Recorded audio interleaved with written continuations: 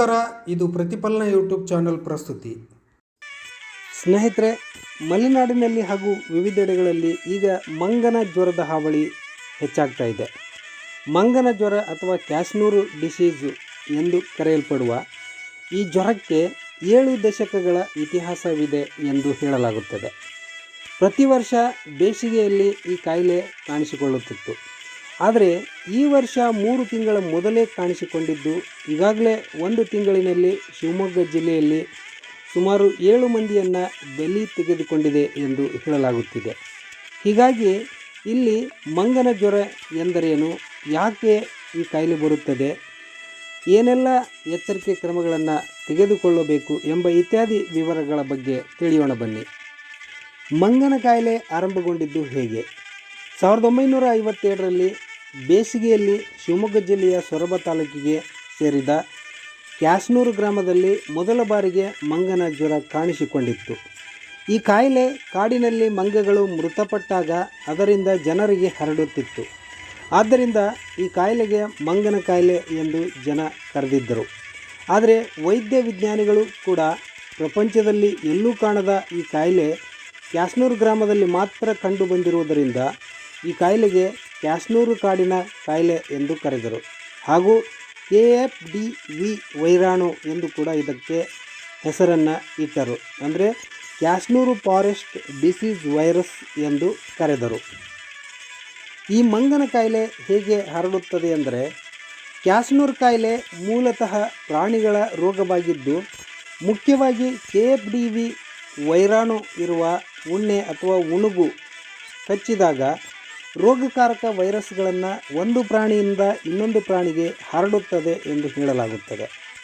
ಸಾಮಾನ್ಯವಾಗಿ ಈ ರೋಗಗ್ರಸ್ತ ಉಣ್ಣೆಗಳು ಮಾನವನನ್ನು ಕಚ್ಚುವುದರಿಂದ ಆಕಸ್ಮಿಕವಾಗಿ ಮಾನವನಿಗೆ ಸೋಂಕು ತಗುಲುತ್ತದೆ. ಆದರೆ ಮಾನವನಿಂದ ಮಾನವನಿಗೆ ಈ ಸೋಂಕು ಹರಡುವುದಿಲ್ಲ ಎಂದು ಕೆಲವು ಕಡೆ ಹೇಳುವುದನ್ನು ಕೇಳಿದ್ದೇವೆ. ಆದರೆ ಈ ಕಾಯಿಲೆಯ ರೋಗ ಲಕ್ಷಣಗಳು ಏನು ಎಂಬುದನ್ನು ತಿಳಿಯೋಣ ಬನ್ನಿ. ಉಣುಗ ಅಥವಾ ಈ ಉಣ್ಣೆ ಕಡಿತದಿಂದ ವೈರಸ್ಗಳು ದೇಹದ ಭಾಗಗಳಲ್ಲಿ ಸೇರಿ 1 ವಾರದ ನಂತರ ರೋಗ ಲಕ್ಷಣಗಳು ಕಾಣಿಸಿಕೊಳ್ಳುತ್ತವೆ. ವಿಪರೀತ ಜ್ವರ, ತಲೆನೋವು, ನರದೌರ್ಬಲ್ಯ, ಮಾಂಸಖಂಡಗಳ ಸೆಳೆತ, ವಾಂತಿ, ಆಯಾಸ ಉಂಟಾಗುವುದಲ್ಲದೆ ಬಾಯಿ, ಒಸಡು, ಮೂಗು ಹಾಗೂ ಕರುಳಿನಲ್ಲಿ ರಕ್ತಸ್ರಾವವಾಗುತ್ತದೆ. ಆದರೆ 10-20% ಜನರಲ್ಲಿ ಈ ಕಾಯಿಲೆಯು 2ನೇ ಹಂತಕ್ಕೆ ತಲುಪುವ ಸಾಧ್ಯತೆ ಇದೆ ಎಂದು ಹೇಳಲಾಗುತ್ತದೆ. ಇದರ ಜೊತೆಗೆ ಜ್ವರದ ಜೊತೆಗೆ ನರಮಂಡಲದ ಮೇಲೆ ಪರಿಣಾಮ ಬೀರುತ್ತದೆ.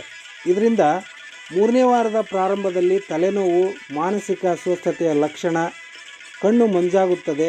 ರೋಗಿಯು ಕಡಿಮೆ ರಕ್ತದೊತ್ತಡ ಹಾಗೂ ಪ್ಲೇಟ್ಲೆಟ್ ಕೆಂಪು ರಕ್ತ ಕಣಗಳ ಸಂಖ್ಯೆ ಮತ್ತು ಬಿಳಿ ರಕ್ತ ಕಣಗಳ ಕೊರತೆಯಿಂದ ಬಳಲುತ್ತಾನೆ. ರೋಗ ನಿರೋಧಕ ಶಕ್ತಿ ಇರುವ ವ್ಯಕ್ತಿಯು 1-2 ವಾರಗಳಲ್ಲಿ ಚೇತರಿಸಿಕೊಳ್ಳಬಹುದಾದ ಸಾಧ್ಯತೆ ಇರುತ್ತದೆ.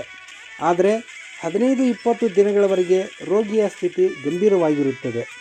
ಈ ಕಾಯಿಲೆಯಿಂದ ಮರಣ ಹೊಂದುವವರ ಸಂಖ್ಯೆ 3-5% ಆದರೂ ಕೂಡ ನಿರ್ಲಕ್ಷ್ಯ ವಹಿಸದೆ ಜಾಗೃತೆಯಿಂದ ಮುಂದುವರಿಯುವುದು ಒಳಿತಾಗಿದೆ. ಯಾವ ಅವಧಿಯಲ್ಲಿ ಮಂಗನ ಕಾಯಿಲೆ ಹೆಚ್ಚಾಗಿ ಬರುತ್ತೆ? ಶುಷ್ಕ ವಾತಾವರಣದ ಸಮಯದಲ್ಲಿ, ಅಂದರೆ ನವೆಂಬರಿಂದ ಜೂನ್ ತಿಂಗಳವರೆಗೆ ಈ ಕಾಯಿಲೆ ಕಾಣಿಸಿಕೊಳ್ಳುತ್ತದೆ. ಕಾಡಿನ ಉತ್ಪನ್ನಗಳನ್ನು ಸಂಗ್ರಹಿಸುವವರು, ಬೇಟೆಗೆ ಹೋಗುವವರು, ಅರಣ್ಯದಲ್ಲಿ ಕೆಲಸ ಮಾಡುವ ಜನ, ಕಾಡಿನಲ್ಲಿ ವಾಸ ಮಾಡುವವರು ಅಥವಾ ರೈತರಿಗೆ ಈ KFDV ವೈರಾಣು ತಗುಲುವ ಸಾಧ್ಯತೆ ಹೆಚ್ಚಾಗಿರುತ್ತದೆ. ಇಂಥವರಿಗೆ ಈ ಉಣ್ಣೆಗಳು ಕಚ್ಚುತ್ತವೆ. ಹಾಗೂ ಇವರು ಬೇರೆ ಬೇರೆ ಮನೆಗಳಿಗೆ ಹೋದಾಗ ಅಥವಾ ಬೇರೆ ಬೇರೆ ಸ್ಥಳಗಳಿಗೆ ಹೋದಾಗ ಅವರ ಮೈ ಮೇಲೆ, ಬಟ್ಟೆಗಳ ಮೇಲೆ ಕುಳಿತುಕೊಂಡು ಅವರ ಜೊತೆಗೆ ಹೋಗಿ ಆ ಉಣ್ಣೆಗಳು ಕೂಡ ಬೇರೆಯವರಿಗೆ ವರ್ಗಾವಣೆಯಾಗಿ ಅವರನ್ನು ಕೂಡ ಕಚ್ಚಿ ಈ ಕಾಯಿಲೆಗೆ ಕಾರಣವಾಗಬಹುದು. ಇದನ್ನು ನಿಯಂತ್ರಿಸುವುದು ಹೇಗೆ? ಕಾಯಿಲೆ ಆರಂಭಗೊಂಡಾಗ ಜನರು ಕಾಡಿಗೆ ಹೋಗುವುದನ್ನು ಬಿಡಬೇಕು. ಅನಿವಾರ್ಯವಾಗಿ ಕಾಡಿಗೆ ಹೋಗಲೇಬೇಕಾದರೆ ಮೈತುಂಬ ಬಟ್ಟೆಗಳನ್ನು ಹಾಕಿಕೊಂಡು, ಕಾಲಿಗೆ ಶೂಗಳನ್ನು ಹಾಕಿಕೊಂಡು, ಕೈಗೆ ಗ್ಲೌಸ್, ತಲೆಗೆ ಟೋಪಿ ಧರಿಸಿಕೊಳ್ಳಬೇಕು. ಅಲ್ಲಿ ಧರಿಸಿಕೊಂಡು ಕೆಲಸ ಮಾಡುವಾಗ, ಕೆಲಸದ ನಂತರ ಬಟ್ಟೆಗಳನ್ನು ಮನೆಯೊಳಗೆ ಕೊಂಡೊಯ್ಯದೆ ಮನೆಯ ಆಚೆ ಕಡೆನೇ ಸ್ವಚ್ಛ ಬಿಸಿ ನೀರಿನಲ್ಲಿ ತೊಳೆದು ಹಾಗೂ ಮನೆಯ ಹೊರಗಡೆಯೇ ಸ್ವಚ್ಛವಾಗಿ ಸ್ನಾನ ಮಾಡಿ ಮನೆ ಪ್ರವೇಶಿಸಬೇಕು. ತಮ್ಮ ಮತ್ತು ತಮ್ಮ ಜಾನುವಾರುಗಳ ಮೈಗೆ ಉಣ್ಣೆ ನಾಶಕ ಪುಡಿಗಳನ್ನು ಲೇಪಿಸಿಕೊಳ್ಳಬೇಕು ಹಾಗೂ ಅವುಗಳನ್ನು ನೋಡಿಕೊಳ್ಳುವಾಗ ಜಾಗರೂಕತೆಯಿಂದ ಇರಬೇಕು. ಕಾಡಿನಲ್ಲಿ ಕೂರುವುದು, ಮಲಗುವುದು, ಅನಾವಶ್ಯಕ ತಿರುಗಾಡುವುದು ಮಾಡಬಾರದು. ಜಾನುವಾರುಗಳ ಮೈಗೆ ಹತ್ತಿದ ಉಣ್ಣೆಗಳನ್ನು ಕಿತ್ತು ಸಾಯಿಸಿ ಮಣ್ಣಲ್ಲಿ ಮುಚ್ಚಬೇಕು. ಈ ಎಲ್ಲ ಅಂಶಗಳನ್ನು ಚಾಚು ತಪ್ಪದೆ ಪಾಲಿಸಿದರೆ ಈ ಮಂಗನ ಕಾಯಿಲೆಯನ್ನು ಹಿಮ್ಮೆಟ್ಟಿಸಲು ಇದು ಪೂರಕ ಅಂಶವಾಗಿದೆ. ಈ ರೋಗ ನಿವಾರಣೆಗೆ ಈ ಅಂಶಗಳನ್ನು ಪಾಲಿಸಿ. ವರ್ಜಿನ್ ತೆಂಗಿನ ಎಣ್ಣೆಯನ್ನು ಬಳಸಿ ತಯಾರಿಸಿದ ಆಹಾರವನ್ನು ಸೇವಿಸಿ.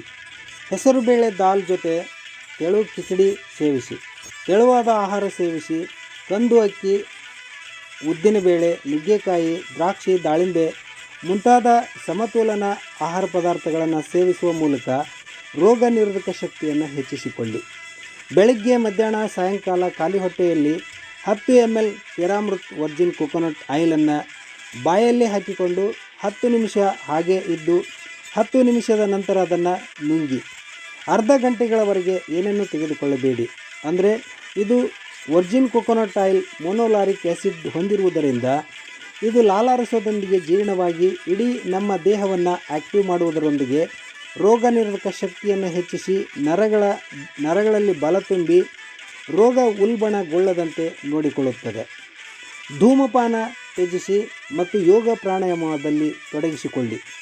ಅನುಲೋಮ ವಿಲೋಮ ಮತ್ತು ಭಸ್ತ್ರಿಕಾ ಮುಂತಾದ ಯೋಗ ಮತ್ತು ಪ್ರಾಣಾಯಾಮ ಮಾಡಿ ಧೂಮಪಾನ, ಮದ್ಯಪಾನ ಮತ್ತು ತಂಬಾಕು ಜಗಿಯುವುದನ್ನು ತಪ್ಪಿಸಿ.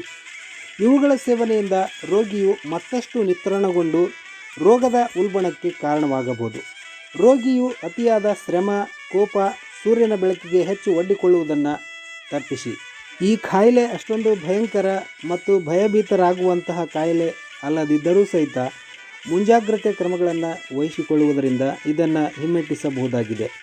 ಈ ಎಲ್ಲ ಅಂಶಗಳನ್ನು ಚಾಚು ತಪ್ಪದೆ ಪಾಲಿಸಿ ರೋಗಮುಕ್ತರಾಗಿ. ಇಂತಹ ವಿಡಿಯೋಗಳನ್ನು ಆಲಿಸಲು ದಯವಿಟ್ಟು ಪ್ರತಿಫಲನ ಯೂಟ್ಯೂಬ್ ಚಾನಲನ್ನು ಸಬ್ಸ್ಕ್ರೈಬ್ ಮಾಡಿಕೊಳ್ಳಿ. ಇಷ್ಟವಾದರೆ ಮಾತ್ರ ಲೈಕ್ ಮಾಡಿ, ಶೇರ್ ಮಾಡಿ. ವಂದನೆಗಳೊಂದಿಗೆ ನಿಮ್ಮ ಮಹೇಶ್.